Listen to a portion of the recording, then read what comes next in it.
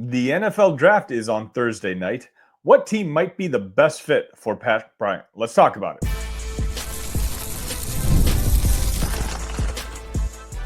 You are Locked On Illini, your daily podcast on the Illinois Fighting Illini. Part of the Locked On Podcast Network, your team every day. Welcome one, welcome all to another edition of Locked On Illini. Today's episode is brought to you by FanDuel. Right now, new customers can get $250 in bonus bets when your first $5 bets wins. My name is Sunny Verma, your host here at Locked On Illini, where I try to give you coverage each and every day. That's right, daily, right here on Locked On Illini. So if this is your first time tuning in, make sure you hit that like button. I got a great show for you today, and make sure you're subscribed so you don't miss any future episodes, including any potential rapid reactions, hint, that could be happening in the next day or two. Today, I'm going to kind of just talk about Pat Bryant a little bit. I know there's a lot of basketball to talk about. I know the number one question I have is in regards to Andrej Stojakovic and whether he's coming or not. All I'm going to say, as of this recording, nothing has been announced yet. But if you're in my Discord, the link is in the description, you'll know that I feel very confident that good news is coming to Illini fans. So just be patient. Again, that episode will be coming probably separately. It could be Thursday, it could be Friday. Who knows? We'll see. But again, I wanted to focus on Pat Bryant because Pat Bryant deserves to be focused on. One of the better stories in Illinois football of the last couple of years. So I recorded a segment about a day or two ago with Q from On Tap Sports, where we kind of just went over Pat Bryant, some of his strengths, some of what he considers weaknesses, which kind of surprised me. I'm not going to lie, but I will say the boys at On Tap Sports do such a fantastic job. So if you are watching the draft on Thursday night, log on to their website and take a look at their Build-A-Board draft material. It's so dense and just thorough that it's got all the information that you could possibly need. With that being said, here is the interview.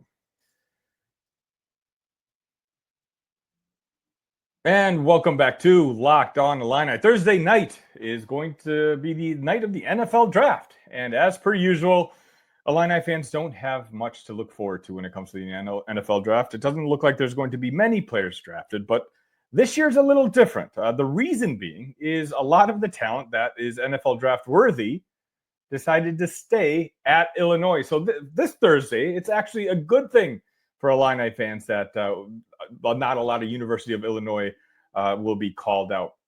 But there is one standout player, of course, wide receiver Pat Bryant, who hopefully at some point will have his name called. And for just kind of an overall preview, review, and just draft profile, I wanted to bring on an expert because, again, I'm not a football film guy, but when I think of football film, there's one guy I think of, and that's my good buddy Q from On Tap Sportsnet.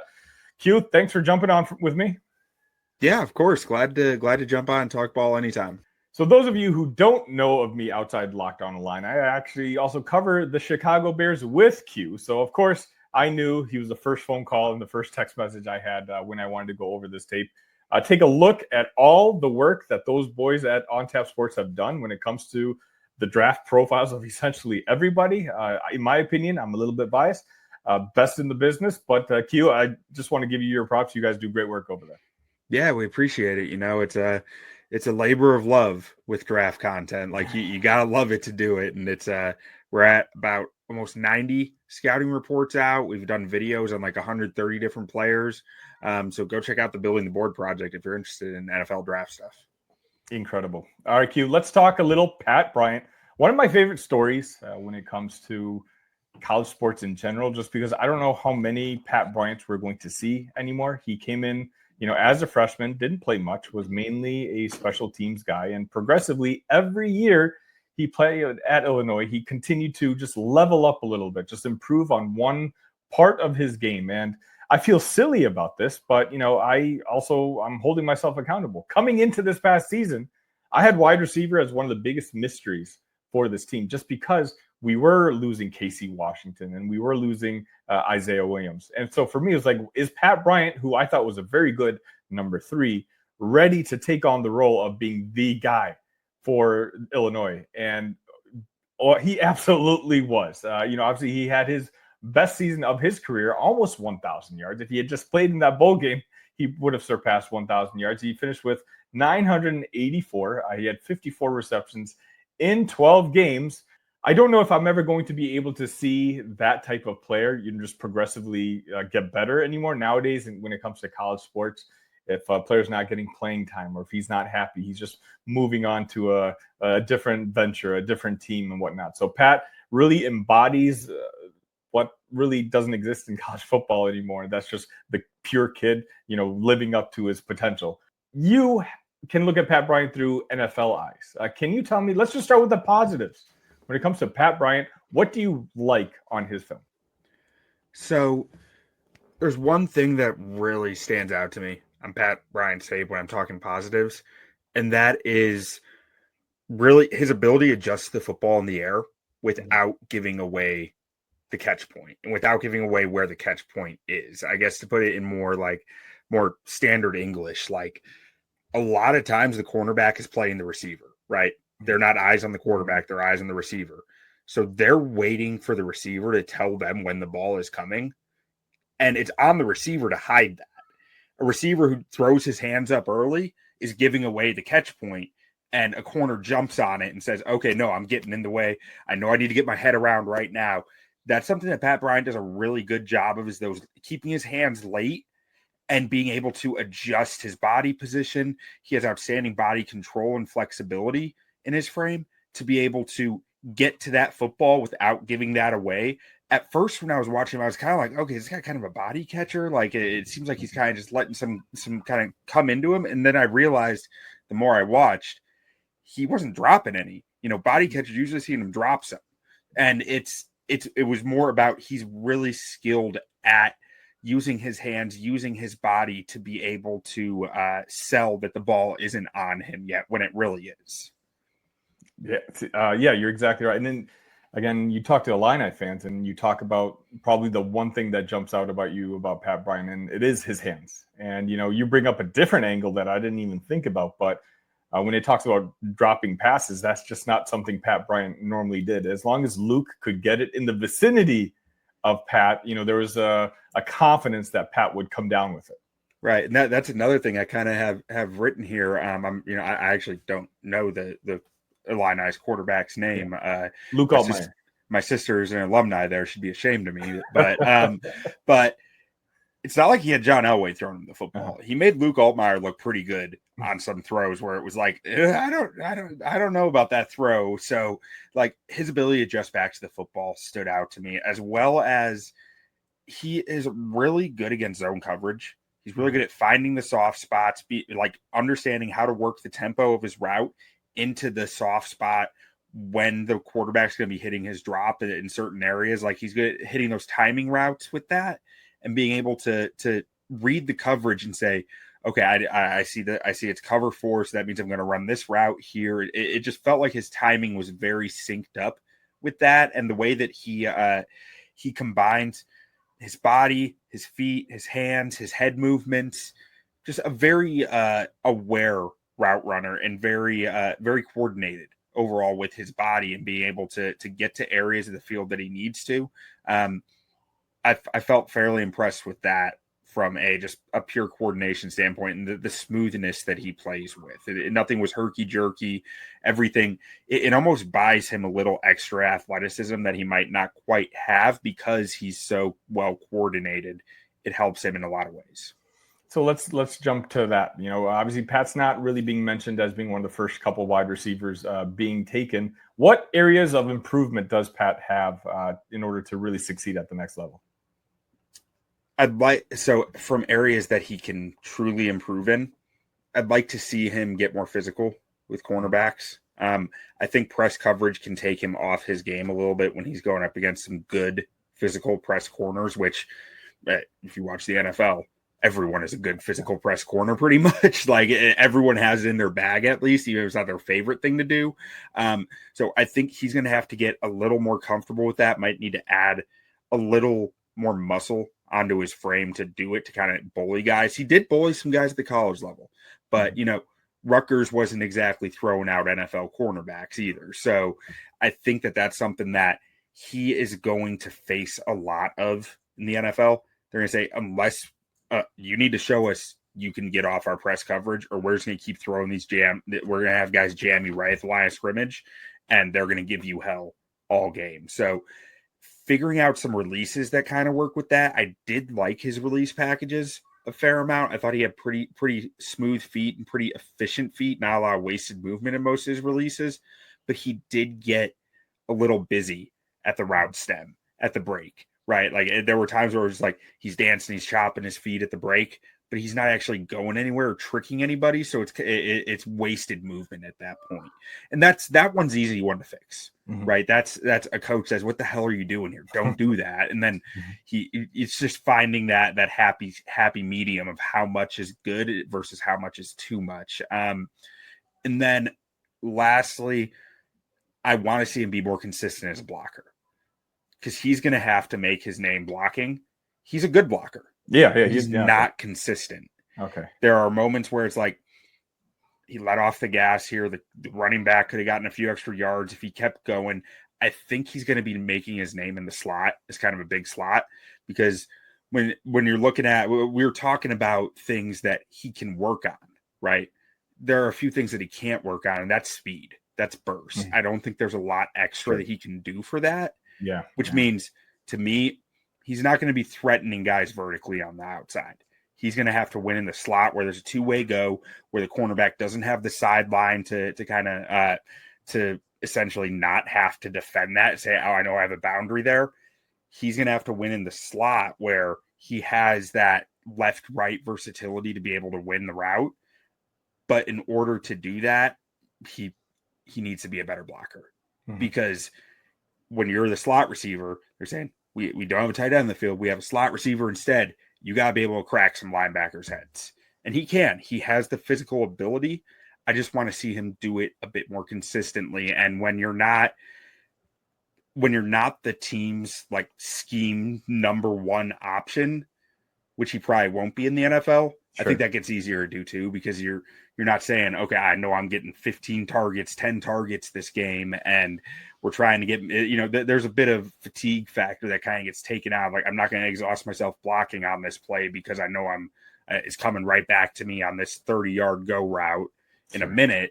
It's every rep is balls to the wall, because I'm trying to stick on this team and stick on this role here. So obviously, Q from Bears on Tap joining me today. Pat Bryant doesn't exactly seem like a great fit for the Chicago Bears, at least in my opinion. But what kind of player what kind of team, do you think Pat Bryant might be a pretty good fit for? And like when their turn comes up to draft, maybe we can be on the outlook just to see if Pat's name is mentioned. Yeah, I think really the first place my brain goes is for the Broncos. I think a Sean Payton offense. They like their bigger guys. They like guys who might they don't have a history saying we need the fastest guys. They like big wide receivers who can block and be mismatch weapons. And that's kind of what I think you can get out of Pat Bryant. I think that, back in the day, Sean Payton with Marcus Colston said, we're going to make you the power slot and we're going to get a lot out of you. Like, they love to be able to do that with some power slot guys, bigger receivers who might not be the fastest, but are good at the catch point, good at, little subtle things to create separation late in the route while the ball's in the air, which is something that Pat Bryant's good at. I also, because of Sean Payton, I actually do think the Bears might be interested in him. Oh, really? Okay. Because Ben Johnson, a lot of his background draws from Sean Payton. So to me, that's kind of where I don't know how exactly he would fit in a room where, you already have a bigger body in Rome Odunze. You already have a guy who's maybe not the quickest separator, you don't have much of a deep threat as it is right now. But just based on the history of this offensive background of Ben Johnson, I do think there is some, I could see Ben Johnson having some interest because of his Sean Payton background that he kind of roots from indirectly through Dan Campbell. But we've seen a lot bleed through into this offensive staff from Sean Payton's teams in New Orleans. Another team who is more outside the box than the Sean Payton aspect is, I think, Kansas City Chiefs. I think they have speed already. That with the kid they drafted out of Texas last year, And they really always like these possession guys. When you're talking about Rashee Rice, we don't really know what his status is coming into the season. I see Pat Bryant as a similar type player to Rashee Rice, as more of that big power slot route runner. Like, so that's kind of a fit to me as a, we're talking mostly day 3 for Pat Bryant. I think I'm thinking 4th or 5th round. Okay. And that's kind of where, I think the Chiefs might be looking to invest a little extra in receiver here going forward. And I think the Rams can fit too. You're talking about bigger, maybe less clearly athletic route runners.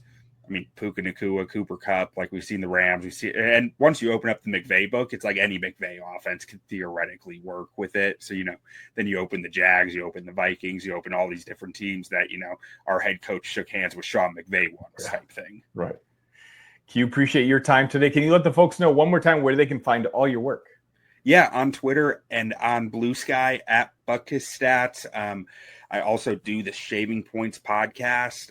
You can find that on YouTube or anywhere you find podcasts. That's an NFL gambling podcast for the most part. We just talk a lot of ball over there, really. Like, it's under the guise of gambling, but like, we're just a football podcast at heart. And then the Bears on Tap podcast with On Tap Sportsnet, where you can find all my writing as well. Q, appreciate your time. Yeah, thanks for having me on.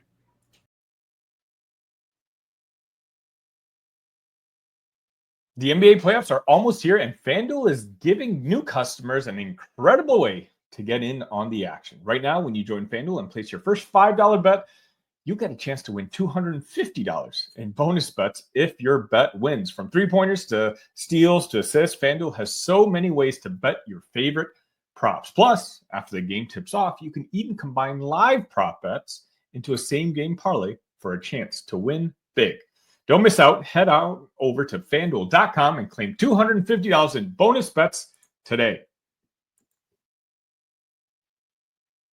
And welcome back to Locked On Illini. Let me know what team you think that Pat Bryant might be a good fit for. What round do you think Pat might be going in? I just know I'll be watching excitedly for his name to be called. Next up, I'm going to be talking about Ben Humrichous. So we do know that the transfer portal window closed late Wednesday night. I believe it was at midnight.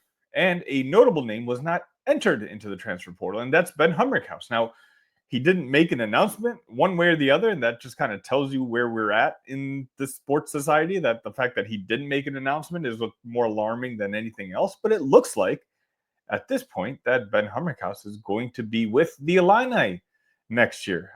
And you know who's probably very happy? Brad Underwood. Brad seemingly for at least since the offseason started, has been talking about how much he values Ben and how much he's looking forward to having Ben Humrichous return. And he was very clear that it was still open-ended and he wasn't sure if it was going to happen. But if Ben decided that he wanted to come back, well, he would certainly be welcome back.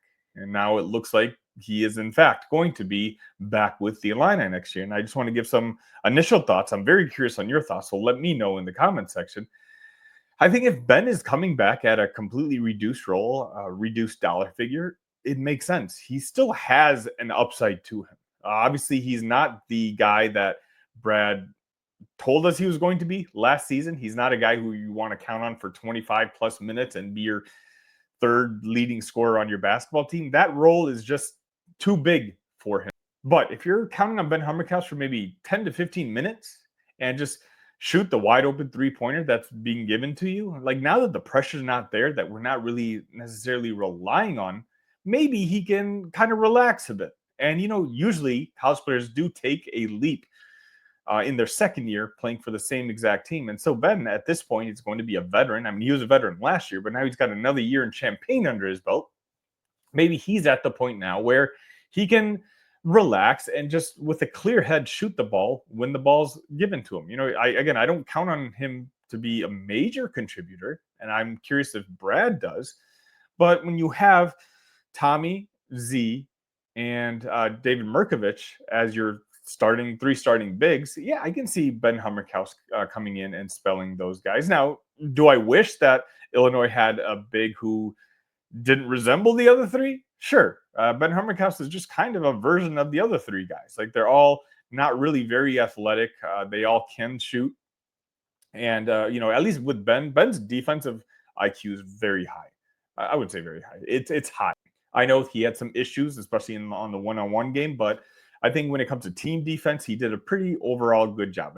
Brad Underwood talked about that all season long, always constantly bringing his name up in the post-game press conference. But yeah, maybe I would have preferred a more athletic for a guy that maybe was coming up a level, similar to what Ben was last year.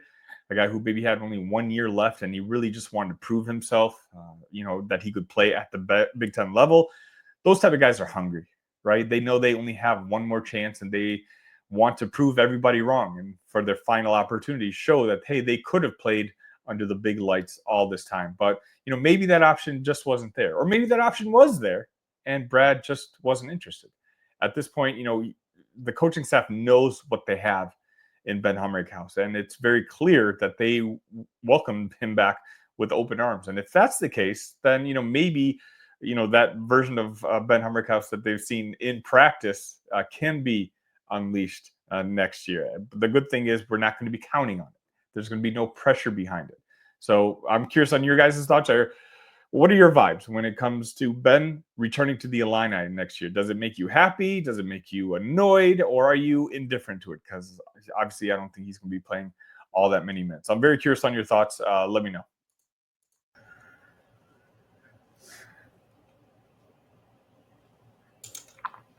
Did you know your Fire TV is also an Xbox? Turn any TV into your gaming and entertainment hub with Fire TV Stick 4K devices. No console required.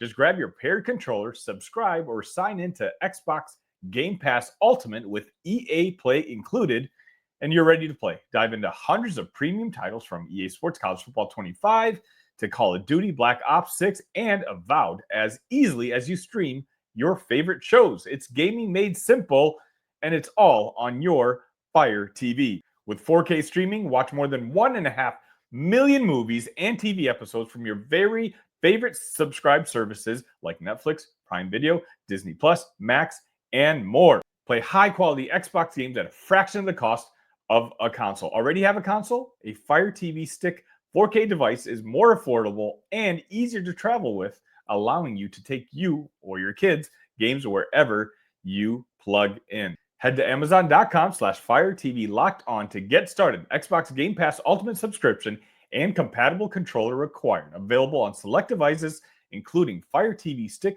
4K 2nd Gen, Fire TV Fire Stick 4K Max 1st and 2nd Gen, and Fire TV Cube 3rd Gen.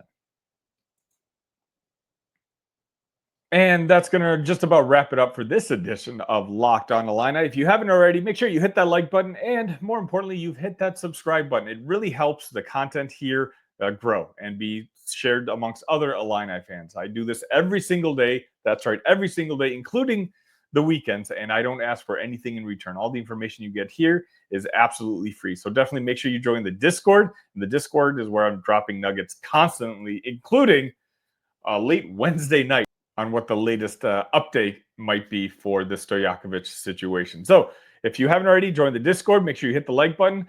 Just know I appreciate each and every one of you. Until next time, ILL. Love you guys.